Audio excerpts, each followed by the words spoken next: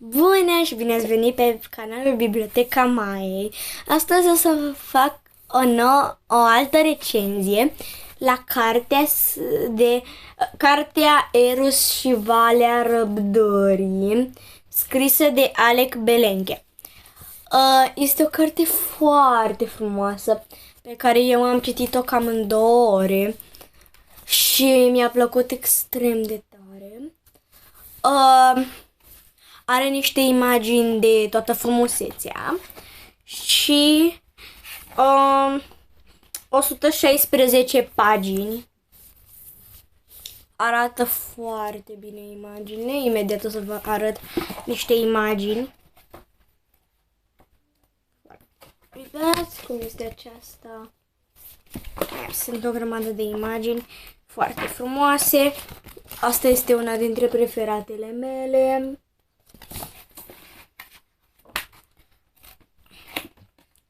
Cel puțin imaginile sunt foarte frumoase și povestea este la fel de frumoasă.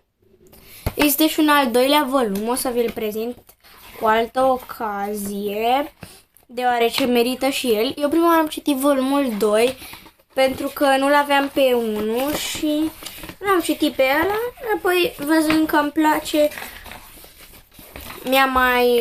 l-am mai cumpărat și pe al doilea. Primul nu l-am cumpărat, l-am primit. Iar uitați, așa e cu scrisul, cu pagină. Tot felul de pagini. Uitați cât de frumoase sunt desenele. Era un desen foarte frumos, nu știu unde. Mai mi-amintesc. Acesta este un desen și mai erau multe desene, multe. Acesta. Da, să vă povestesc cam despre ce este cartea, că da să vă arăt chestii, imagini din ea.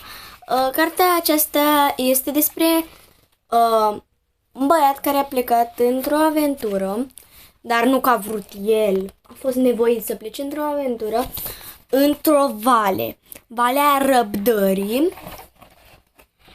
iar acolo a întâlnit prietenul tovarășul lui care l-a ajutat și în cea de-a doua carte, dar și în jumate din această carte l-a ajutat să parcurgă Valea Răbdării. Dar pentru a-și păstra tovarășul, el a trebuit să parcurgă de 2 ori această vale.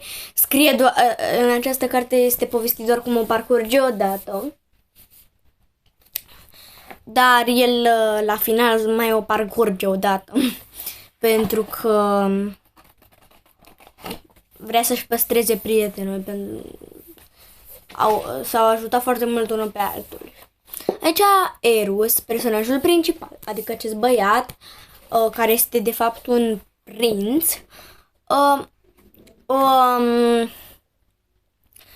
trece prin tot felul de aventuri în Valea Răbdării și învață tot felul de lucruri noi despre răbdare și învață să aibă răbdare.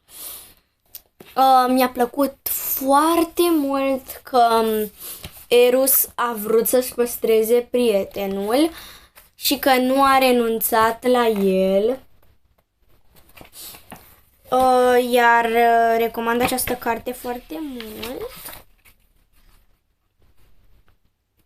Și sunt și niște cântecele pe care le pot... Uitați, stați un pic că nu mai știu unde erau.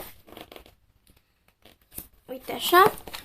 Și sub au un cod QR pe care dacă îl scanezi poți să auzi cântecul care este și scris în carte. Ce mi-a plăcut foarte mult. Nu am reușit, nu știu de ce, deși mama l-a scanat cu o aplicație specială.